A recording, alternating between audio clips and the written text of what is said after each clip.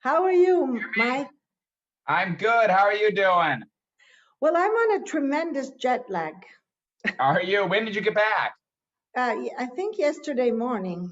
I think yesterday morning. I'm not even sure. Mike, I have to ask you a few things before the end of this conversation, because I want to also discuss some practical things, concrete things. That's why I put the image not of your people thing, but of the Castello. That is one of our three buildings, the Manica Lunga. And in the reflection of the glass, you see the other building, one of the other two buildings, which is the this is the oldest. It's 1600s. The one that's more new, and this one was built for viewing art, only for art.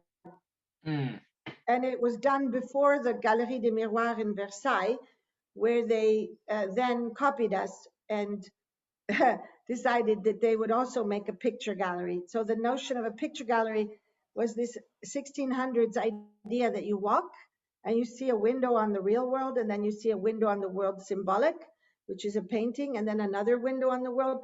So if you go to the Louvre and so forth, it's all these picture galleries that are long and narrow. So the that's first, very interesting. So that's how all galleries were then. They were very like narrow things.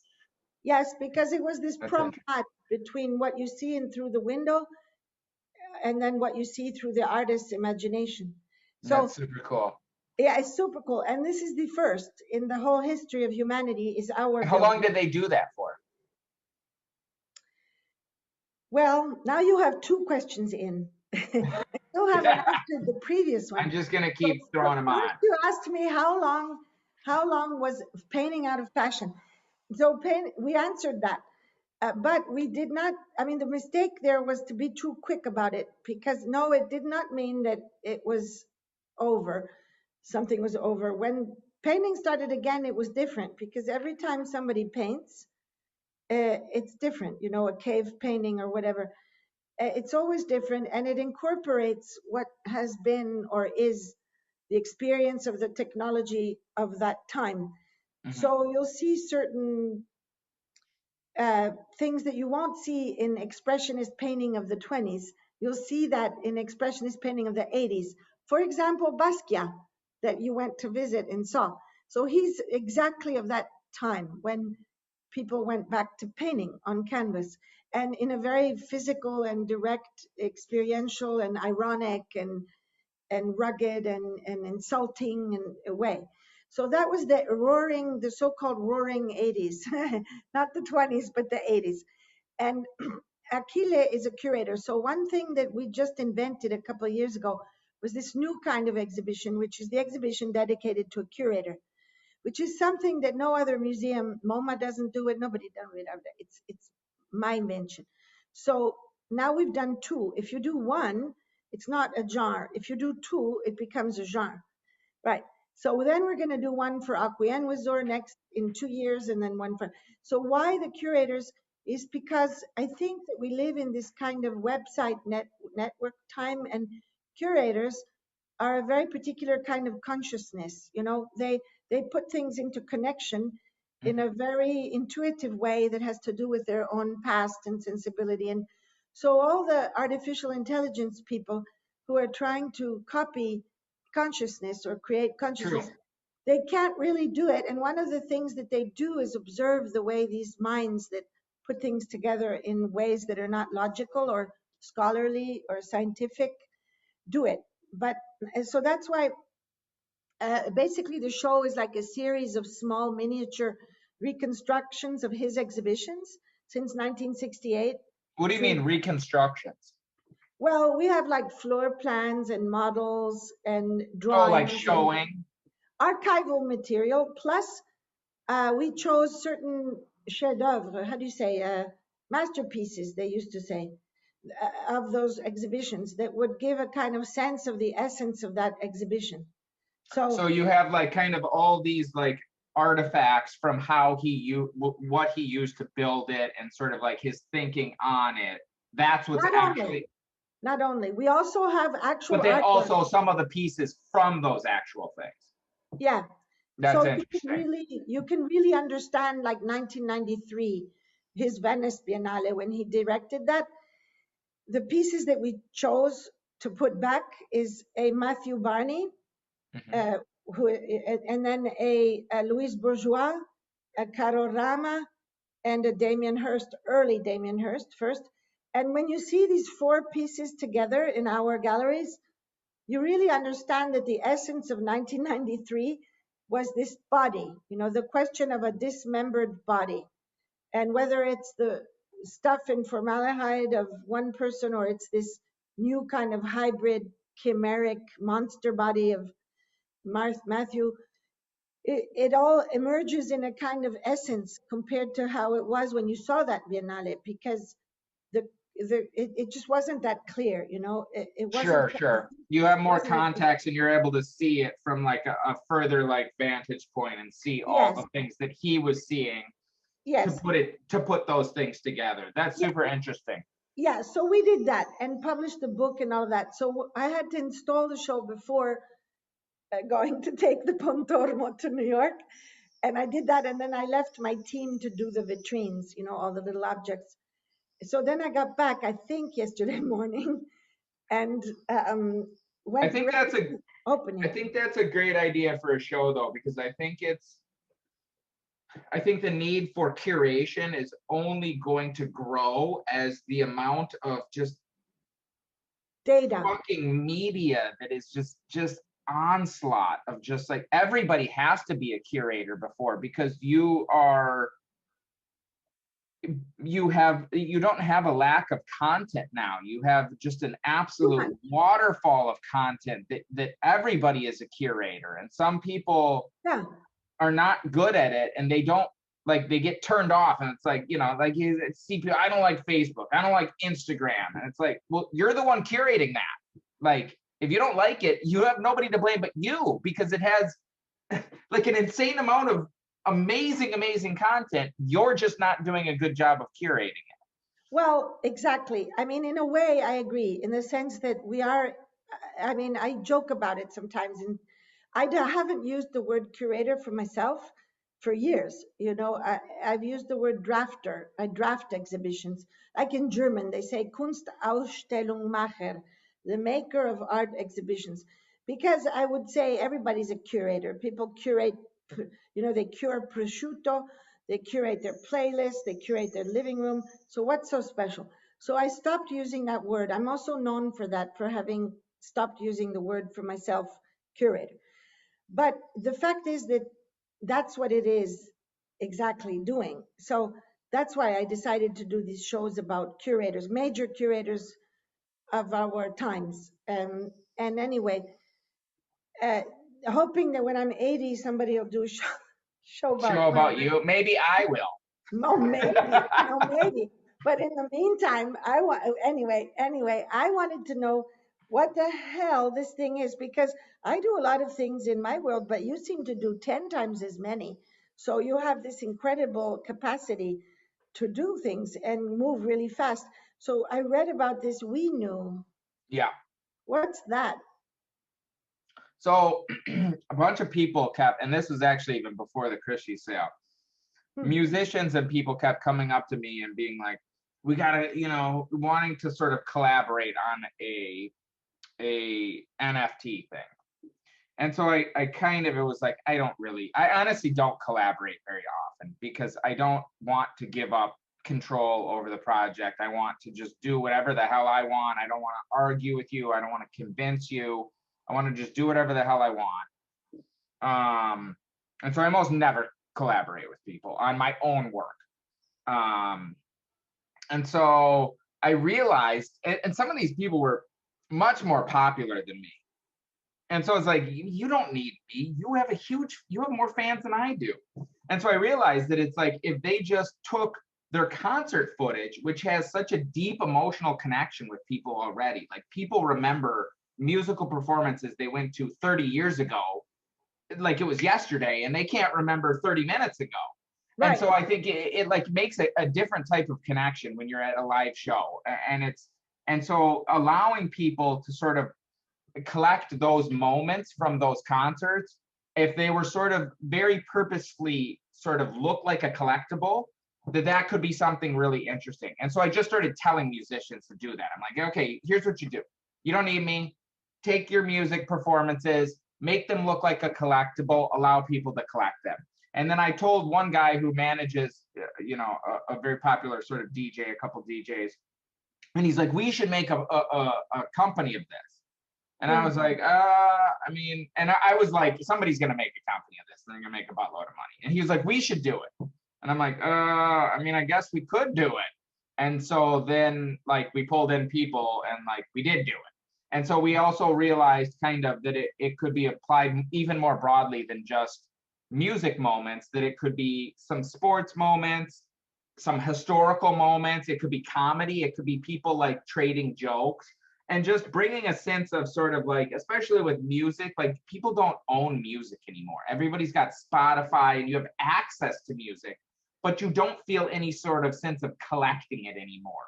And so this could be something that could give some people a sense of collecting and a way to sort of like, because I think a lot of people collect to like learn about themselves and like to learn about, express themselves.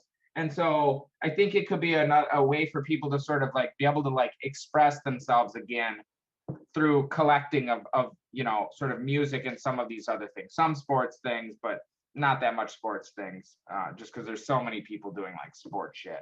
But what is it that you actually turn into the NFT of these of these various, not obvious, of these? No, I know. So it's usually kind of like very short, sort of like little clips of like footage of that like specific sort of moment. So with it, the first one we're doing, there's a partnership with Wimbledon, just because Wimbledon's coming up. The timing kind of worked out with this. And so it's with Andy Murray, who just like, won it in 2013 after not having, nobody from the UK won it for 77 years. And so it's kind of like the moment he won sort of like Wimbledon. So it's very much not trying to make, because a lot of the like NFT stuff is trying to make something new and sort of like, this is going to have value. And it's like, well, maybe it will, maybe it won't. You just made it. Like, who the hell knows? Versus looking to the past and sort of like, okay, well, this is something everybody knows about. Our society has already said it has value. Now we have a technology to allow people to collect that, But can I interrupt you? Why do you think that if I collect an NFT about an event of history, somehow I own that more than anybody else who doesn't have the NFT of that moment of history? It depends. In this case, it's a lot of these, it's because it's coming from the person who created that moment. In this case, it's literally coming like an artist from Andy Murray. Like he is the person signing the NFT. It's coming from his sort of like wallet. And so it's like, it's coming from the creator of that moment. So you can't have George Washington. You couldn't, the state of George, we're not really going back that far, to be quite honest. It's one of these things where we're going to have to keep calibrating around what is a moment and what is something that is appropriate for the platform. But it is trying to, like, it's in the case of people who have died, there are like Marilyn Monroe is one that we've got coming up just between us. Coming soon, the like famous photo of her on the like subway with the grate and the dress or whatever. So we have her estate and the people who own that photo, like it's coming from the people who made it. But you are right. There is no way, like some of the things, a bunch of people were there and a bunch of people experienced the moment. And there is no one person who can say, I own this thing that happened.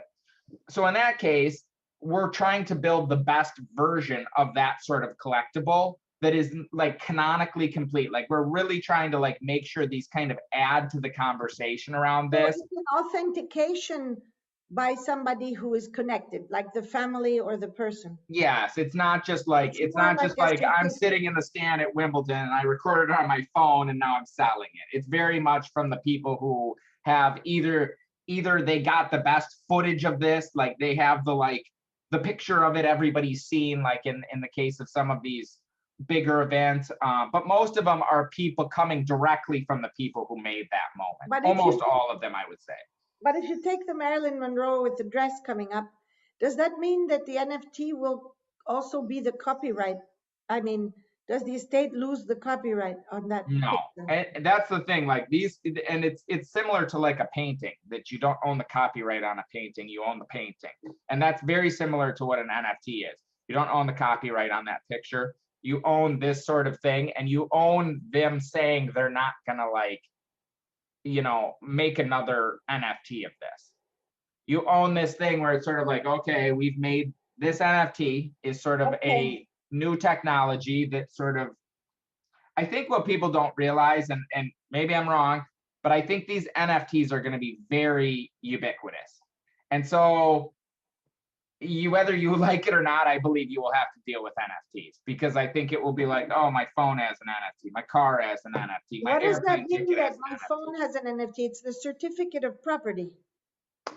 And so I think there's going to be a certificate around property around a lot of different things that people would not consider sort of like being able to own before. And I think you're going to see people like owning things that just were not popular or were not possible before, just like digital art. The phone breaks. What happens when the phone breaks and I throw it away?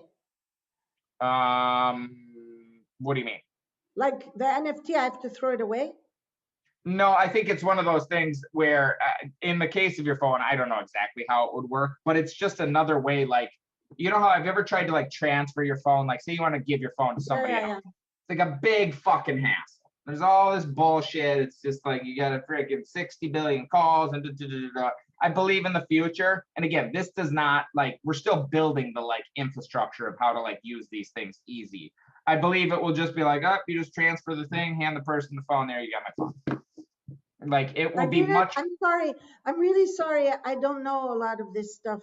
No, it's okay. Honestly, a lot of this stuff that I'm saying, it is a little conjecture here. I believe this is what will happen.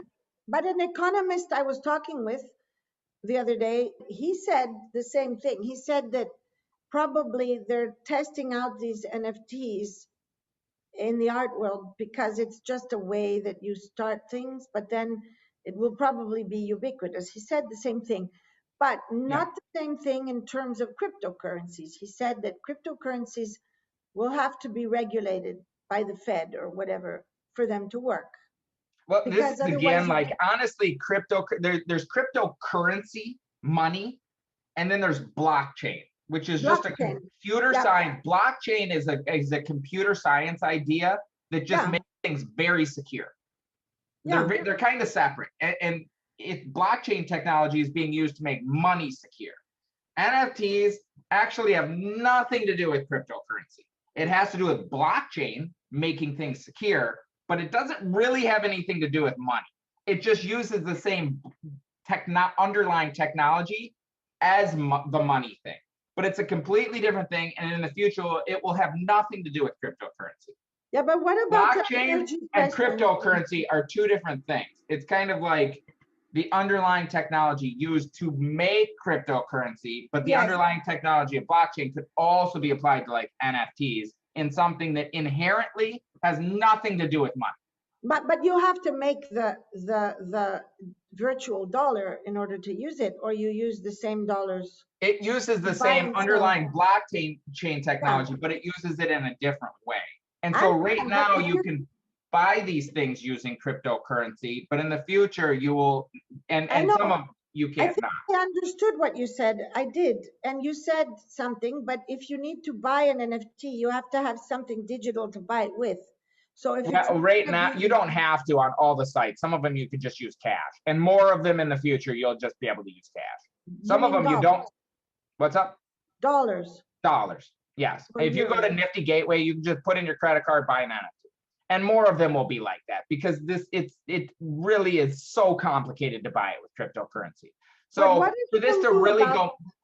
Sorry. But what is new about buying with a certificate that makes it exciting to you? It doesn't make it exciting to me. It's not exciting to me.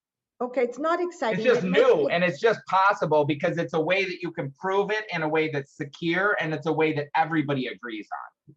But otherwise, it's not that exciting to me. It's just literally a way to sell digital art that you just couldn't do before. And so but now it's not digital art. It's the artwork seems to be this sale of the NFT itself. The finding of the memorabilia is like you're talking about for WeKnew? Yeah. Yeah. In that case, it's just in the case of WeKnew, it's just again, it's sort of like what happened with digital art. There was no way to collect digital art. Now we sort of were like, okay, there was no way to collect, say, like the moonwalk. I think it's like, think about like if you were like, I want to own the moonwalk, Michael Jackson's moonwalk. There was no way to do that before. It's like, what are you talking about? It's a YouTube video. Well, what if somebody's like, I really want to own that moonwalk? Now there is a technology that allows you to do that. It doesn't take away. And that's where I think people But are sort of like, it only allows you to own it within a convention that says that that moonwalk is certified. But if people don't accept that convention, then I can own it anyway because I have it on my computer. well, you're not owning it. You can have a copy of it, but Yeah. it's similar. And what I think people don't get is you're absolutely correct. Everybody needs to buy into this idea or it won't work. And if everybody's like, nah, I don't think that's a thing, then it won't work. But the same thing was probably very true at the beginning of baseball cards. Why would you pay for a little piece of cardboard with some numbers about how many times somebody hit a ball on it? That's stupid. But now it's not stupid and nobody, it's literally exactly the same thing. It's something that everybody over time bought into and said, yeah, I do think those have value. Okay, but why is that important to you? I mean, it seems to me that the transaction. It seems inevitable to me. Somebody will do this. No, wait, two things seem to me important to you. So I'm trying to understand aesthetically or artistically what that means. One, like say Marcel Duchamp, the nomination of something as an artwork was important to him. He said, I want to call that urinal an artwork, and I sign it even with a pseudonym, and it's an artwork. So the concept of the ready-made was important to him. The fact that you can just nominate anything as an artwork. So I'm trying to understand why two things are important to you. It seems that you're insisting on, even though when I ask you, it seems directly they're not important to you. So there's this apparent contradiction. So one is, for example, the likes and the comments of the Instagram. Very often when I talk to you, you speak about the fact that you're not so interested in all these comments. Who cares? Who cares? I make my work. But then at the same time, without that vehicle on Instagram and those comments and those likes or hates or whatever, it's almost as if the work doesn't exist. You haven't published it. You publish it. I wouldn't say that it doesn't exist. I would say those things, it's not that I don't, it's more so that it's like I recognize the reality of the utility of getting more likes and comments. It's not that I like necessarily want the specific feedback. And I think it can be very toxic to your brain to sort of focus on that. But it's something that I recognize. If my work does get more likes, that is what it put me in the position to sort of make this sale, to be quite honest. Yeah, it put me in the position. For example, for me to be interested. Okay. Most people. Let's put it this way. My currency is the fact that artists that are nobody, or at least they're somebody, but it's somewhere else, they become known and then they sell, and that's my currency. So it's not only some sort of altruistic, pure interest in art. It is, but I've come to understand that that's where then over time it's a kind of a how do you say, it's the only value I have. It's the only currency I have. So it's not that I'm pure. I'm not pure. Nobody's pure in this world. We all have our reality. But I understood what you said. I think is that it's one of these things where it's like I recognize that paying attention to those things and making some concessions to optimize for social media is a means to an end to allow me to do, like, now I can do like crazy projects that I just literally couldn't do without this money to do them. And so it's a means to an end, to be quite honest, to do more interesting art projects to me.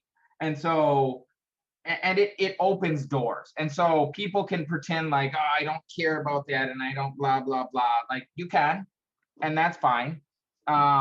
But we live in the real world. And so if you want to do more ambitious things and you want to get your message to more people and affect more people and help more people, then I'm sorry, but you need money. Like, Yeah, that's it. that's There's true. no way around it, and you need influence. And so Okay. if you want to go live in a cave and do paintings and live in forest, that's fine. But if you want to help a lot of people and you feel like you have something to say and you want a lot of people to hear it, then this is the currency that you need to play in the I long understand. run. Okay. Also, I would say one thing about the We Knew project, I actually don't really like view it necessarily as art. To be honest, it's very separate from my art. It's to me, it's more of like an interesting design problem in terms of like problem solving to try and make an interesting experience and a new possibility using this technology. But I don't really view it as I'm for not me sure. personally, an artistic thing, just to kind of like sort of. I'm not sure. I'm not Yeah. sure that it's not part of your practice. So what is art for you? For me, it's more of like an expression where I can sort of like do and say what I want. In this case, it's again like that's very much a problem solving thing where it's like, okay, how can I sort of facilitate this business venture that again really to me has nothing to do with So if art art per is se. somehow an expression, then what is it? I mean, what is it that you express when you express? That's a great question. That's the real question. I don't know. It's just me doing whatever the hell I want that is interesting to me that day. Uh, Sometimes it has a message. Sometimes the message is just about sitting down and doing it, and that's an overarching message of motivation and um, dedication and practice and just like motivation and not like choosing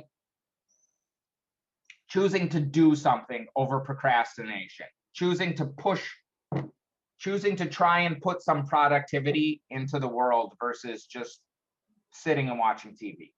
But I think it has something to do with a sense of freedom within the digital technology. I mean, in the digital age.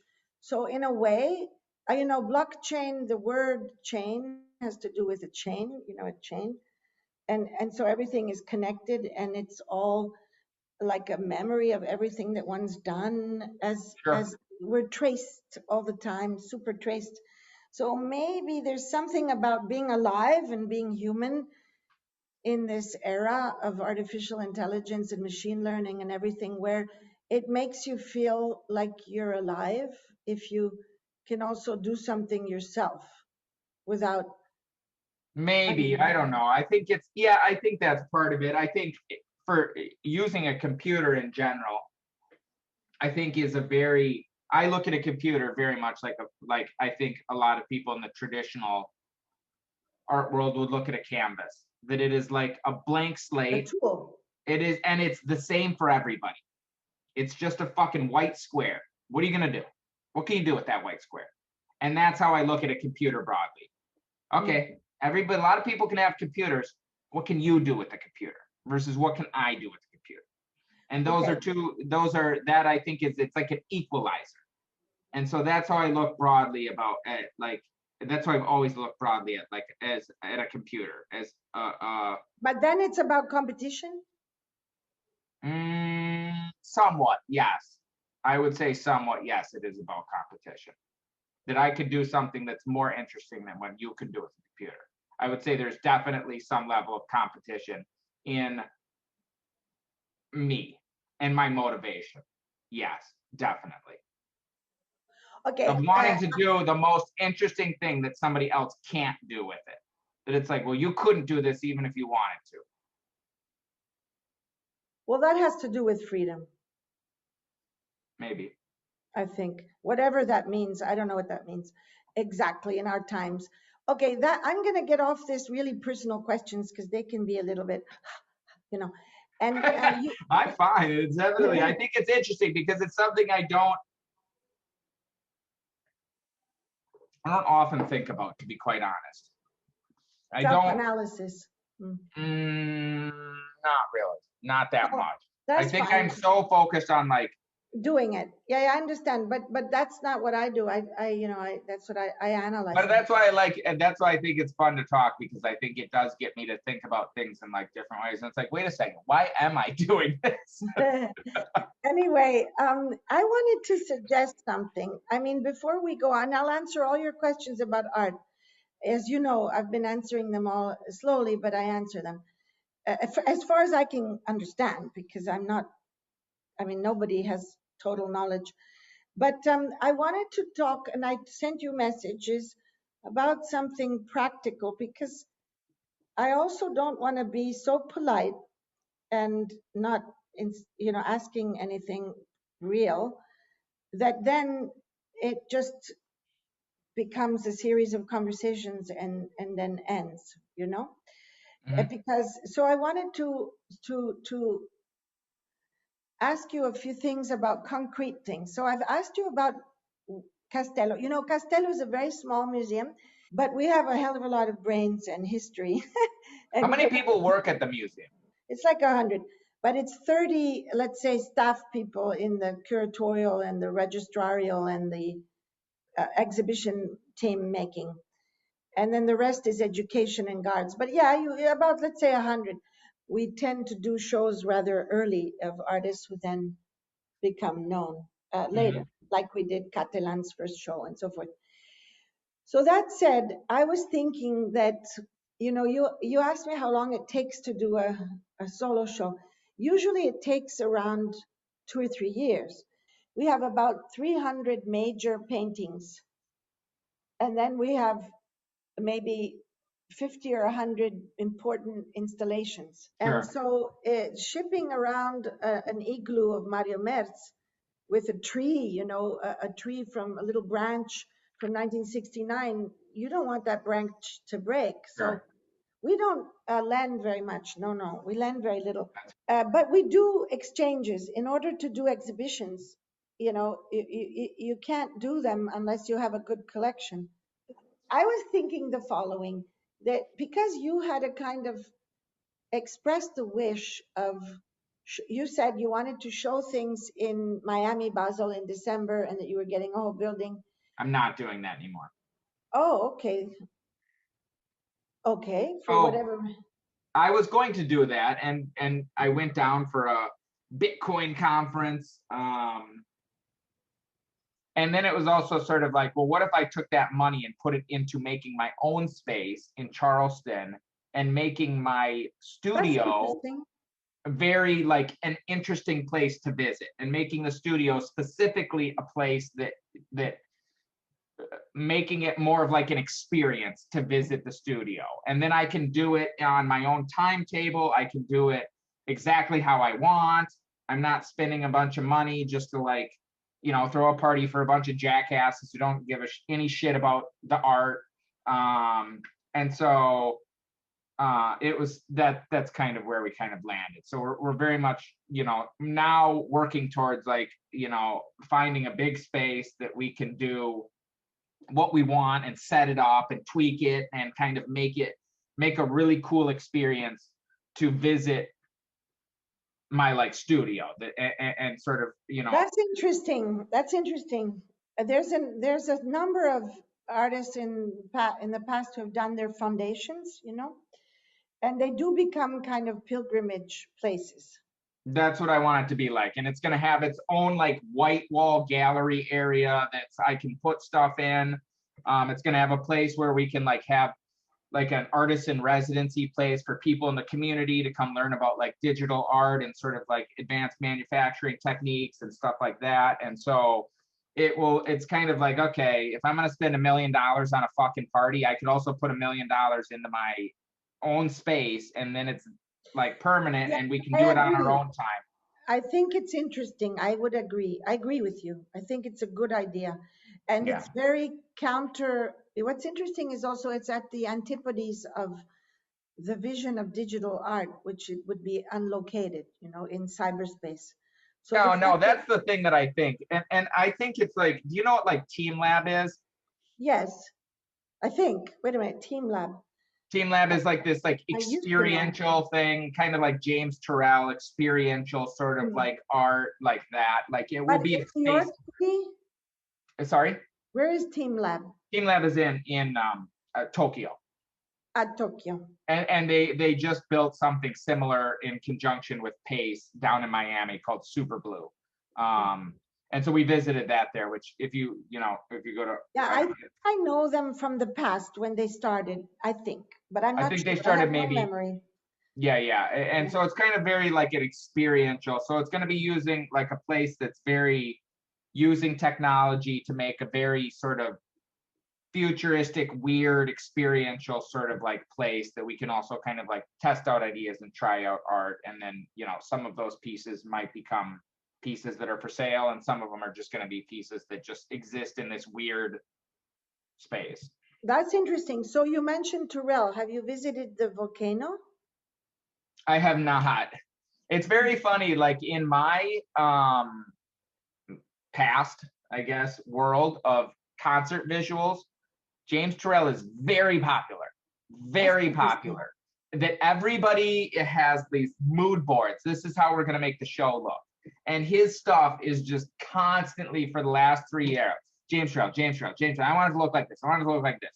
All his fucking stuff. So before I'd ever seen an actual James Turrell, I'd seen and made digitally recreated literally just a shitload of James Turrell work. But yeah, I just recently heard about the volcano thing, and is it New Mexico or somewhere? Yeah, exactly. I've not been inside. I've That's not one been of to it the either. things I'd like to do.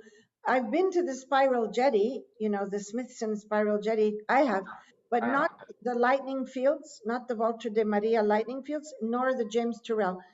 That's something to do, I guess, to do. I'm not. Where are those other ones? What are Around they? there. How do I know? I mean, you fly with a little plane and you get there and you have to sleep. It's in the middle of these deserts, maybe New Oh, okay. Mexico, maybe Arizona. I never remember the borders. But the Smithson, the Spiral Jetty is maybe even still in California. No, maybe it's Utah. It would take us 10 seconds to Google it. But I can't remember. You go in a little plane, It's very beautiful, the Smithson I'll have to Spiral look Jetty. that up. I've never even heard of it, to be quite honest. It sounds familiar, but maybe I've heard of it. I don't. It's this big spiral that he made out of stone at the edge of the Salt Lake, some 100 miles Turrell or away from. who? Who? Who made it? Turrell? Robert Smithson. Oh, okay. Robert Smithson. He's one of the big land artists, because you said Turrell. So the big things that are out in the landscape out there, one of them is this spiral, and it emerges and then gets submerged with the water, Oh, that's depending on interesting. the moment of the year. And actually, he died flying around, in a little plane, looking at it from above. He crashed because he was pilot, very young, very young. He's the person who was thinking about entropy, and that everything is entropic in a way. And of course, it isn't. I mean, it's the opposite. But whatever makes an artist do something, it's fine by me.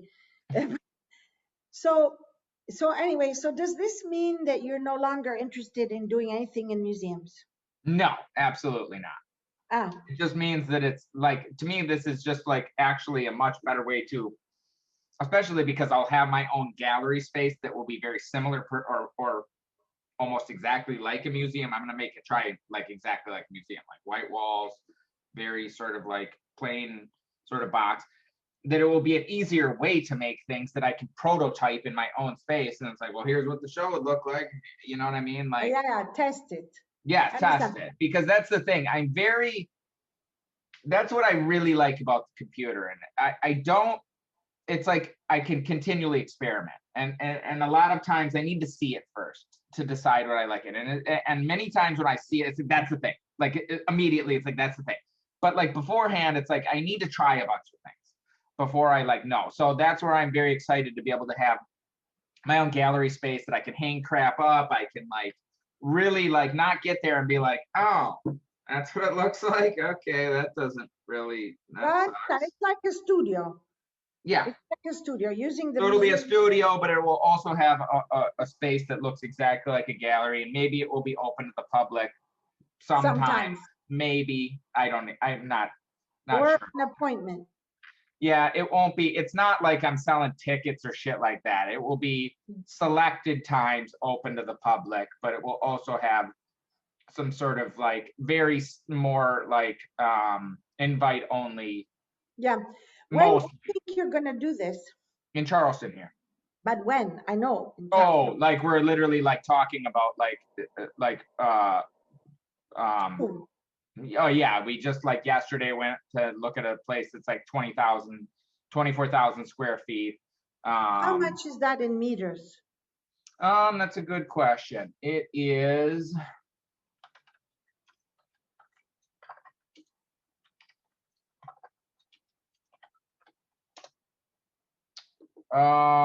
20 or 2,000 2,200 square meters. 2,200 square meters. I understand. Well, the Manica Lunga, this building, we have on the ground floor like cafeteria and bookshop and things. On the middle level is a mezzanine where there's a small project space. On the level above is our research center and library. And above, the top level under that roof that I sent you a picture of, is the exhibition space where the Franz Klein show was done and so forth. And that is 140 meters by 7. So it's about 1,000 square meters, but it's Gotcha. long and narrow. So you're speaking about a space that's twice the Manica Lunga. So it's like our third floor of the other, it's like one of our 3 floors of the other building, plus the Manica Lunga. That's what it is. Well, it's very adequate for a private foundation artist place. You might want to look into it, at least one of the, I mean, of course, the Donald Judd is an example in Marfa. Do you know about that?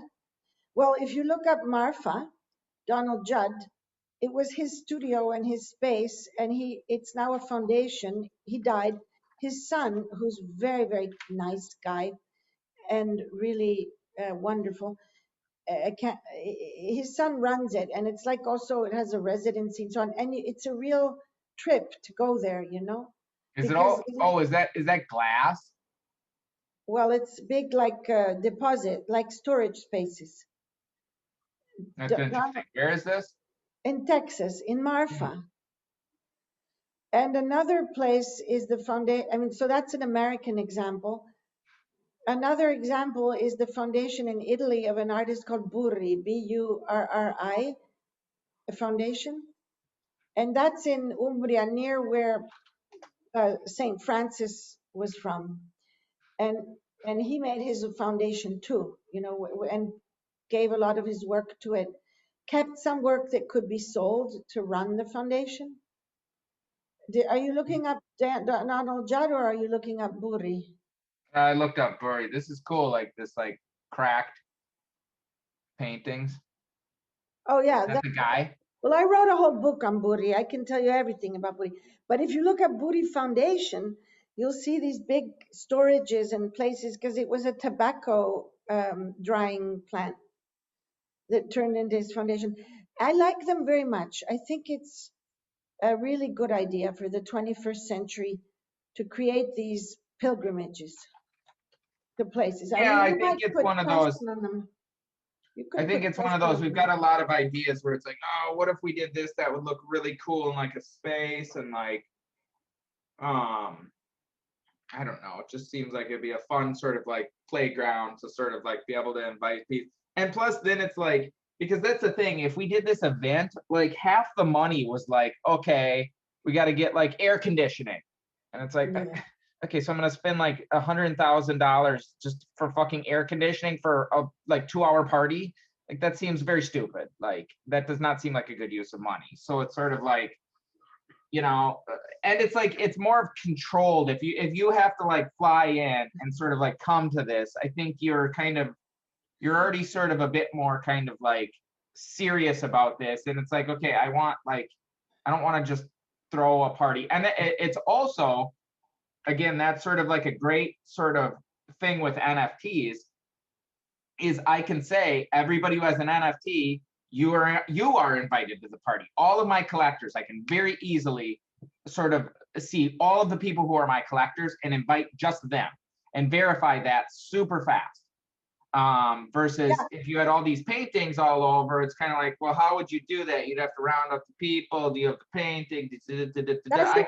So what would you say the Venice Biennale is? Because I went to Venice during the Biennale, I believe, in August of 2019. Maybe it was up, right? Hmm? It could have been up then. I can't remember. I'm almost positive it was Okay. up, but it was kind of like, is this it? Like, it just, I don't know. It didn't seem like how many museums are there? It didn't seem like there was. No, the Venice Biennale is very important. It's not a museum. It's an area in the Giardini where there's all these pavilions, there's all these buildings. It started in 1895. It's on the island of Venice, though, correct? Of course, well, Venice is not one island. It's like an archipelago of islands. That's why there's canals. So it's on the main part of the fish. Is the second most important exhibition, periodic international exhibition on the planet after Documenta. Now, an auctioneer might not think that because they're dealing with selling pseudo Leonardos. I can tell you all about that painting too. Provenance has to be an uninterrupted line of, like a blockchain, uninterrupted line of ownership. Yep. That painting disappeared from the 1500s to the late 1700s, and then it would have just come up in this collection. We don't even know because there was no photography at the time. It's not like today, you take a picture of a painting, you know that Modigliani, okay. So without having photography and without having a direct line of provenance, you can't be sure that a painting is by one artist as opposed to another. Now, there's also stylistic questions. I mean, I know many, you see, normal people, they don't know. It's like me not knowing anything about digital art. Normal people don't know that there are like 20, 30, 40 Salvator Mundis around. There's a great one in the museum in. When you say Salvator Mundi's, it's like the exact same painting? Yes, there are variations. It looks exactly like that. Yes, there are exact same paintings, about 20. And are those proven to be Leonardo? No, they're proven to not be Leonardo because the provenance history is clear. For example, Leonardo was a very popular artist in Milano at the time. And there were many artists working in his bottega, in his studio. And a part of me thinks there may have existed an original Leonardo Salvator Mundi, although that's not sure. The reason is that there are so many copies or variations. So one would think if there are so many copies and variations, there may have been an original. But if you study the paperwork, an aristocrat from d'Este, Isabella d'Este, there's a letter where she asks Leonardo to paint a Christ as a child, a Christ as a Salvator Mundi and as a young man, not on the cross. But there's no proof that he ever actually did that. And it would have had to be happening before he moved to France, where he died. He was working for the French king. So the most probable is that it would be during certain years that he's in Milano. Now, there's an ambassador to Milano from Naples, Muscetola, who was there in the first 30 years of the 1500s, and he brought to Naples in the Cappella Muscetola, in this chapel, he brought a Salvator Mundi, and it was always attributed to one of the young epigones of Leonardo, like Marco Dogiono. We in our collection, we have paintings by Marco Dogiono, for example, the best student of Leonardo. But anyway, this is attributed to another of his students. And it always has been, in the 1600s, in the 1700s, in the 1800s, it's always been in that chapel. I'll send you the picture of this one. For me, this one is closer to Leonardo's style of painting. the fact that he would have painted such a painting is already weird to me, because none of the Leonardo paintings, there's only like 24 or Mhm. 30. If you look at them, there's never a central symmetric figure like that. It's Mm. very primitive. It's very not Leonardo. But that's just a stylistic comment, and we should not talk about stylistic comments, because somebody could look at an early people and say, "Oh, that's not a people, right?" And then it happens to be from 20 years ago or something. So it has to be provenance that proves that it is, that you published it on some website. I'll go back to the damn Salvator Mundi, but at a certain point in 2017 or 18, I just played a joke on the art world, and I said the real Salvator Mundi is at Castello.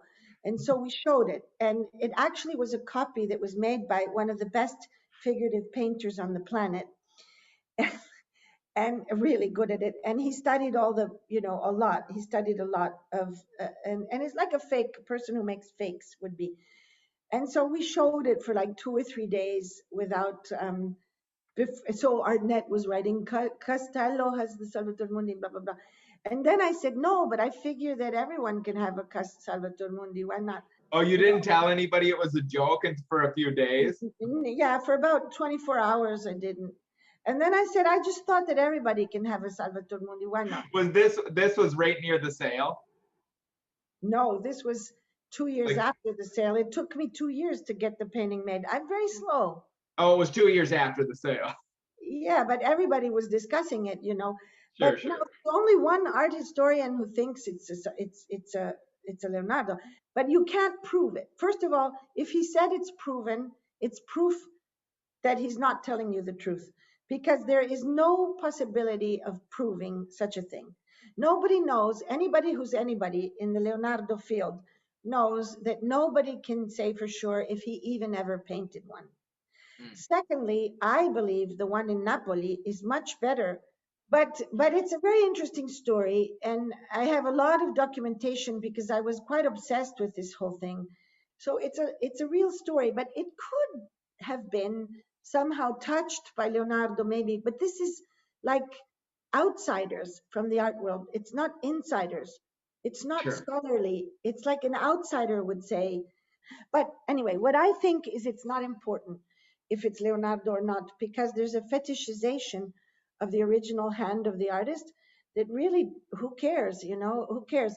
Anyway, to go back to this, Just to go back to this super quick, how many different museums are there in the like Venice thing? it's not a museum, it's called a pavilion. There's maybe 20 or 30 pavilions, and they've been growing over time because as new countries evolve, they get a pavilion. So the original pavilions, it's like a geography of the late 19th century. So it's a big, like a garden area. You can Google satellite it. And there's the main pavilion in the center where the curator of the Venice Biennale usually does a thematic exhibition. Then on the sides of this road, you should Google it. It'd be easier for me to explain. On the left, you have the last one is Holland. Before that is Belgium. Before that is Spain. That's one road. If you take the other road, you have Switzerland, and then you have Russia, and then you have China, and then you have Korea and Japan and Germany, and in front of you you have England. To the left you have France. Before that, and no, behind you have Canada. That was came after, and then you have Australia, kind of behind the French one. Where is this? Well, move your Around cursor to here? the right. No, no, no, no, no, no. Go towards the tail of the fish. No, no, no, no. That's the mouth of the fish, kind of. Go to your left. No, no, that's industrial area train station. Keep going down to your This? bottom. Keep going. It's behind our talk. How do you say it? I have to move our talk. You're almost there. No, you have to keep going more to Down? the right. No, not Oh, down. more to the right? Yeah, right. Or left. It depends on, yeah, there you are. The Giardini are this area down where it says Padiglione del Belgio, Mm, Giardini Biennale. You have to go a little bit more to the right. I wish I could move this for you. Just move to the, no, that's left for me. So go to your left then. left. That island no, don't go that direction. Go the opposite direction. This way? No, yeah, keep going now, the same direction you're doing. Keep This? going. This? More, Oh, more, yeah, more, right more. here? Yeah, it says Giardini of the Biennale. See? Oh, okay, yeah. All This those is actually, I buildings. feel like this was very close to where we were staying. Yeah, we were staying right here. Okay, the Arsenale, you see the Arsenale? That's also part of the Venice Biennale now. So you're on all the roofs of all the pavilions. So each one is like a museum, but it's you see Japan, Canada, Germany, all that. And then you cross the little bridge, and then on the other side, if you keep crossing, you'll have Egypt and Austria. All those are pavilions. All Oh, those. these little things? I can't see. Yeah, well, there's grass, but for example, Brazil is the little one in the middle. That one. No, that's Austria. The one across the bridge, that's Brazil. Oh, finally. Then after that, you have Egypt and so on. So each pavilion is like a country, but we're talking 100 years ago and then 45 years ago. Now there's pavilions all over the city because so many countries have been born. But I also think that the question of NFTs should not be discarded as a nothing. In the same way, when at the beginning we were talking and I said the likes and the Instagram thing is sort of part of your work, and there's something wrong in just, I don't know, doing a 3D print of some big fat figure. There's just something insensitive that it would be just right for a dumb collector. So, but is there, so I think that universe somehow is present, and how can it be present? And the other is the NFTs. So I had this kooky idea that it might even help the museum if we chose, I don't know, I mean, maybe we could choose some artwork of our collection that you could curate a sort of set of 5 NFTs or one NFT as just a symbolic thing. I don't even know what that means exactly. And your work is one thing that we have to figure out what you're making, what you want to make. But then there's these two other universes, the social media universe, which I need to understand how it can be somehow, it shouldn't be taken out because it's part of your universe, the popular culture that you come from, let's say. And the other Sure. is the NFT. And the NFT is something that I agree with you is probably being tested and will be common in exchanges soon. So it does become a medium in itself as well. So Sure. so how could that be thing? So maybe you could choose. It's just an idea I had. Maybe when I saw this, we knew this thing that you're doing. Oh, you're saying, I see, make something like that that's not like remake an artwork, just sort of like make an NFT of the artwork. Yes, choose maybe 1 or 10 if they're like baseball cards. Now, if the artist is alive, that artist would have to agree with me. So I you have want to make something that would be an NFT of these existing works. But but what is that? What are you what are you hoping to sort of like get from that? what do I want to achieve by it? Well, uh, I guess I have a feeling that the three worlds, the money, that you talk about money, and it's interesting. You made that a few Instagram images. I mean, your everydays with the Bitcoin little crash, and it's a subject for you. And why not? I mean, why not? Everything can be a subject for art. So there's the question of money and investment and sales and buying and the collection, my spring collection and this and that. Sure. And so there's this topic, let's say money as a topic or as a material value, Yeah. monetary value as a material, which is connected with numbers and the possibility, how numbers connect with being able to do something, which is what you talked about today. If Sure. you have a certain numbers, but also it's a very interesting historical period where there's a lot of poverty. I mean, on the one hand, there are these people that insultingly make an advertisement in a taxi. I was in a taxi. saying, if you have $28 million, I'll go up into space with you. And my brother, Mm, I mean, I thought, my goodness, the taxi driver has to hear this. 28 million. You know, we could have vaccinated the entire planet with $28 million. And this guy not was sure about that, but disgusting. You know, it's disgusting. So we're in this sort of Great Gatsby period, which just preceded well, where there's a lot of really, really wealthy becoming very wealthy, and there's a lot of very, very poor people on this planet. And so there's this problem of how you attribute value, you know, to money, and how when they become only numbers, like when you can't translate it into the ability to buy a building and put the air conditioning, you can't really translate it anymore because you're sitting there only looking at numbers, then what effect does these zeros, more zeros or less zeros, make? You know, and neurologically, you know, it's I think um, risky. You know, it's like fragile because the attribution of value to numbers, it makes me think a little bit of the Maya and the last period of the Maya when they were calculating so much. So I'm very interested in this issue of numbers. And one of the strange things about talking with you is that you seem to have a memory of when there were not that many numbers. Like if I talk to some rich collectors, what do you mean a memory of when there were not that many numbers? When I didn't have as much money? yes, It was only like 3 months ago.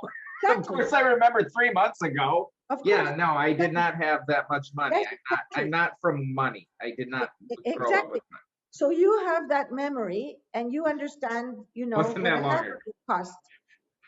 But when you and that reminds me of certain wealth that was very rapid when the railroads started, like Carnegie and so on.